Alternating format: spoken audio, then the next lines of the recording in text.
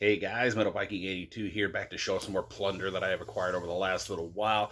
First batch of 2026 releases that I want to go over, and we're halfway through the year, and again, this has been another solid year for metal. I've discovered a lot of cool new bands, and a lot of bands that I enjoy have been releasing some really killer stuff. So yeah, we're gonna just jump right in with a band that I'm finally glad to own something from this band. I have not gotten anything from, even though I've known about him for a long time.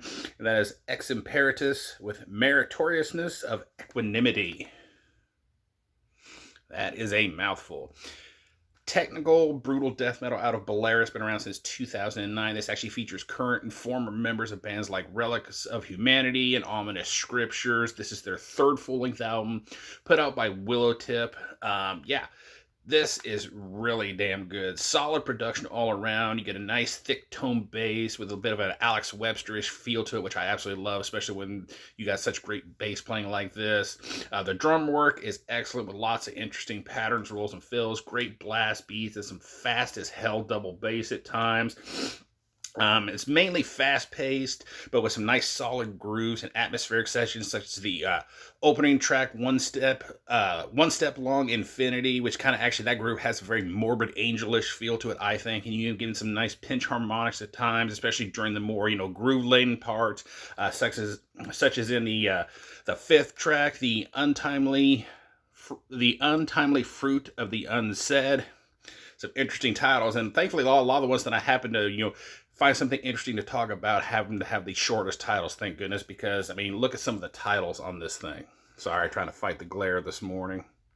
But yeah, some huge ass song titles here.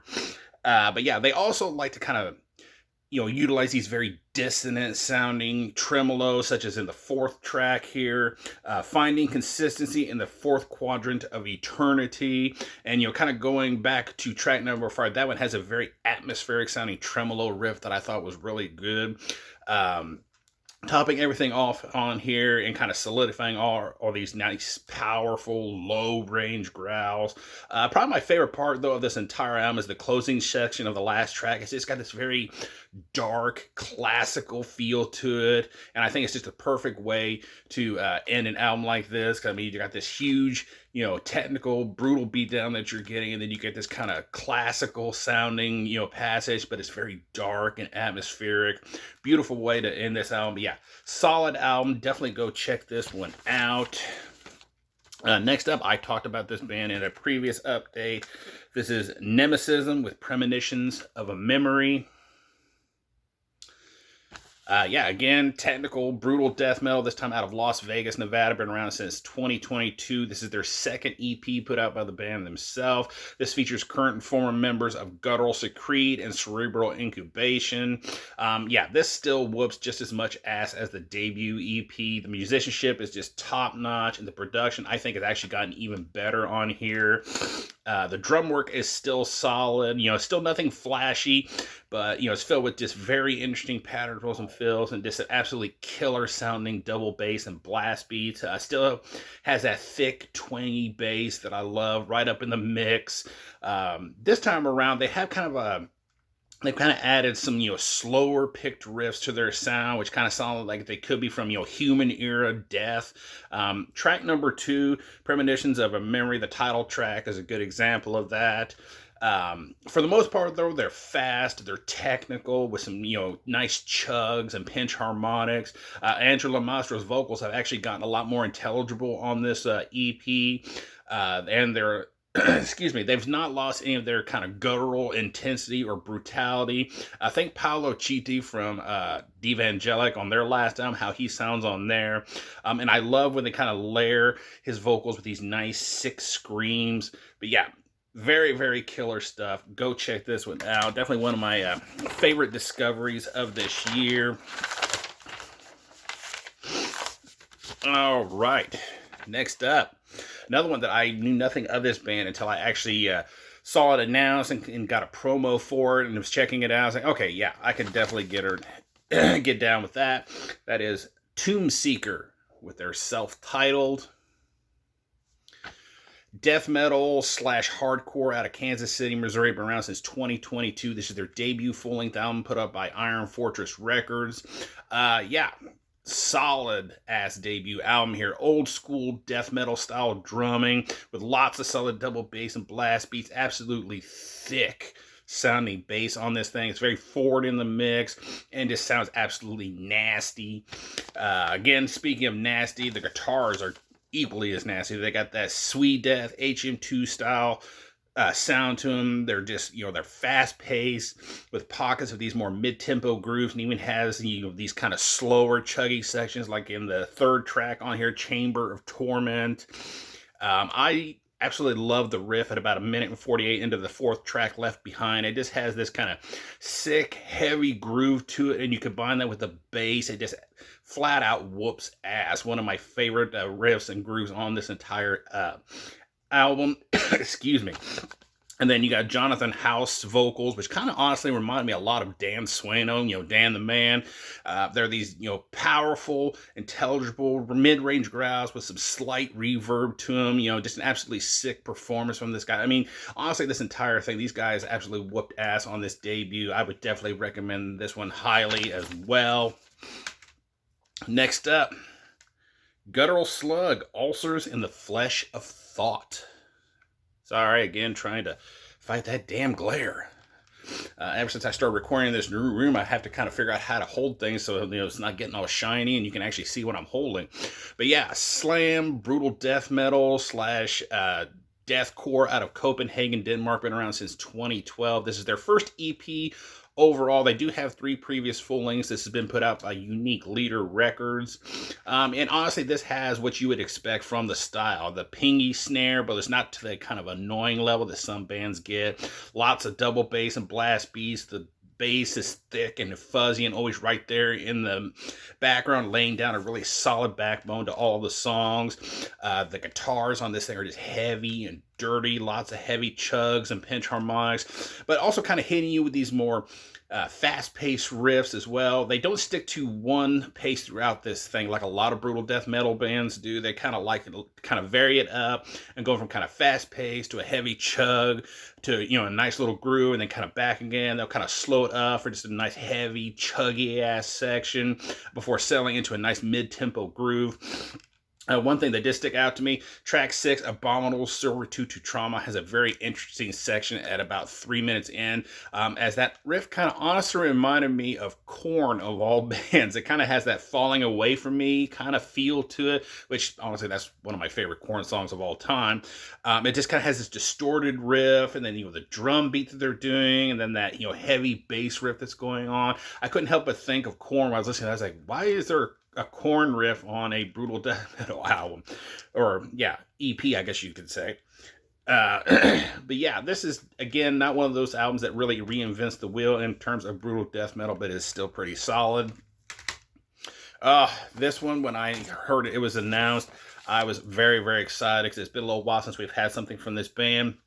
But this is the new one from Melting Rot, entitled Infatuation with Premeditation. And I actually just wore the artwork shirt for this yesterday at work. But yeah, if you're not familiar with them, grindcore out of Aurora, Illinois, been around since 2017. This is their second full-length album put out by Hell's Headbangers. This is their first release in 5 years. This actually features Aaron Pankey from Molder and Granulated on the drums. So, of course, I knew about this band because I actually, when I saw Molder at Heavy Hell, I actually bought a tape of Melting Rot from Aaron directly and got him to sign it and everything. So that's how I discovered this band.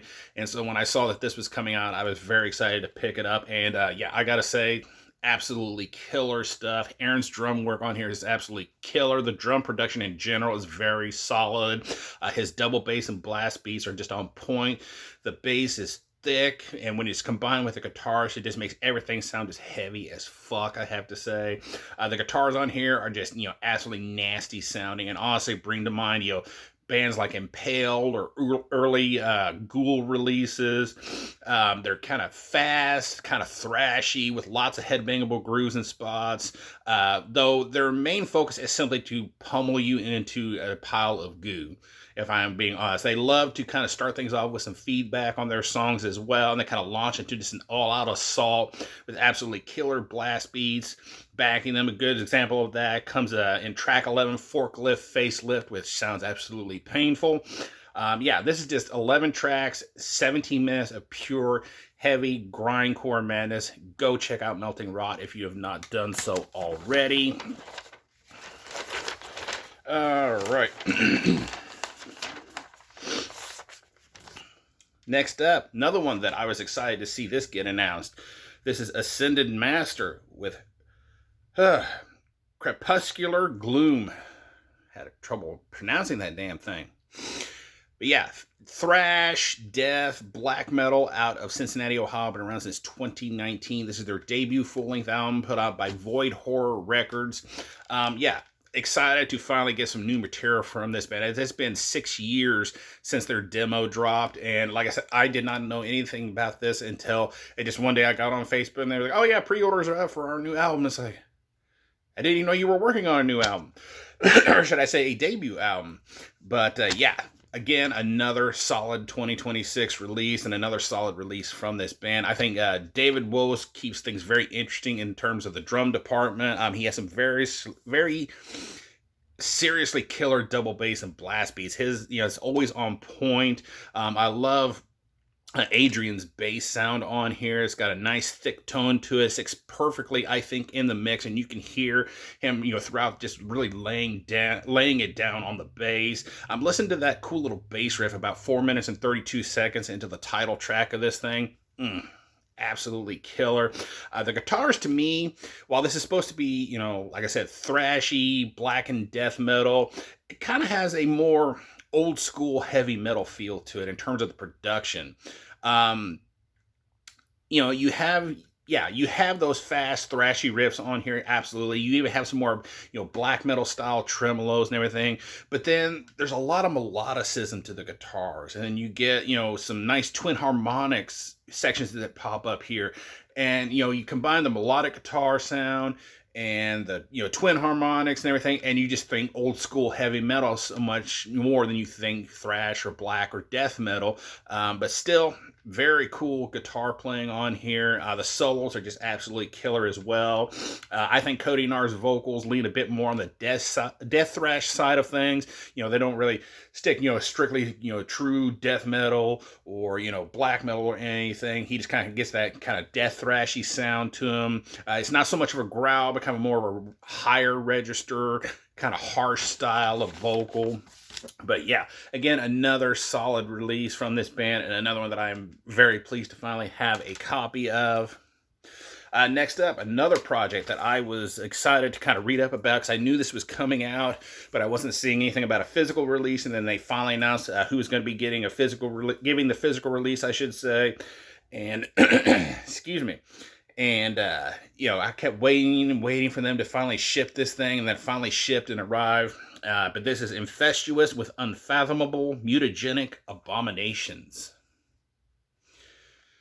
Technical, brutal death metal. It seems to be a theme for this video. I've got a lot of technical, brutal death metal in this update. But yeah, they are based out of Ohio. Been around since 2009. This is their debut EP put out by Silent Pendulum Records. This actually features Alan Cassidy from the Black Dahlia Murder on drums and vocals, which was kind of how I ended up discovering this band, because he posted about it on his Facebook. But yeah, his drum work on this album is just absolutely, or should I say, this EP is just absolutely insane. Super fast double bass flourishes, sick blast beats, and his overall performance is just the perfect blend of technicality and brutality. I love how upfront the bass is in this mix. It's twangy. It kind of makes me think a little bit of Ritual era, the Black Dahlia Murder, if I'm to be honest. That's the kind of bass sound I was getting, what I was thinking of. Absolutely killer guitar work on here, perfectly balancing the fast thrashy riffs with the more mid-tempo and technical riffs, and the solos on this thing are just absolutely great. Track number 6, Inexorable Oblivion, even has a riff that reminds you of Spiritual Architect, which is a band, Spiral Architect, which is a band that you don't see many people mention, and I think it's a very underrated band, even though they've not been around for years now. But excuse me, I think Matt's lower register vocals on here have just such power to them, and they kind of really top this thing off very perfectly. Alan, as I said, he actually provides some vocals as well.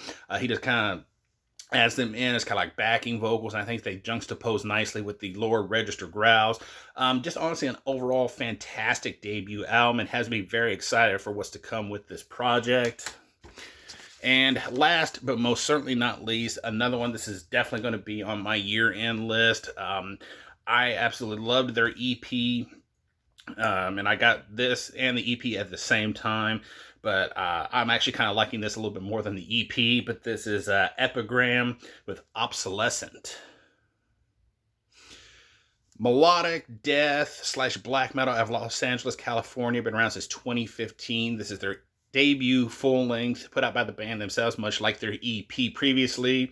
And yeah, while this definitely maintains a lot of the elements of the EP, this is a whole other beast unto itself. The production overall on this thing is so much heavier than the EP.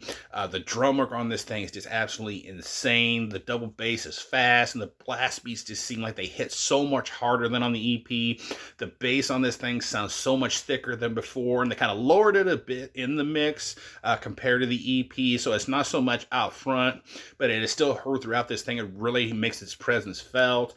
I think the guitars feel fuller and just darker on here. You get those faster tremolos, and you get your heavy chugs, and when you mixed which when you kind of mix them with the kind of gothy synths that you have on this thing, it just gives everything this very sinister feel overall. They still have the more melodic parts to their sound. They have definitely not lost that, because the previous, the EP was definitely more on the melodic side of things compared to this one. Particularly on the solos on here is where you really get a lot of the melodic tendencies. It seems like they just kind of focused on the heavier, darker side of death metal with this album, which I am all about. Sanjay Kumar from Inferi actually does a couple of guest solos on this thing, and they are absolutely killer.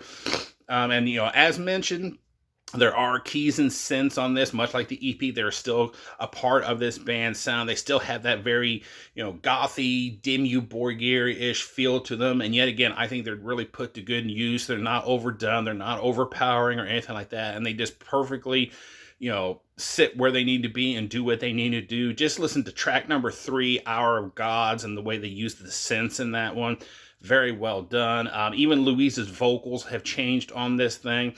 They kind of, instead of going for the more, melodic death metal, Michael Steen style of vocals, he kind of goes for a more traditional, very powerful lower range growl.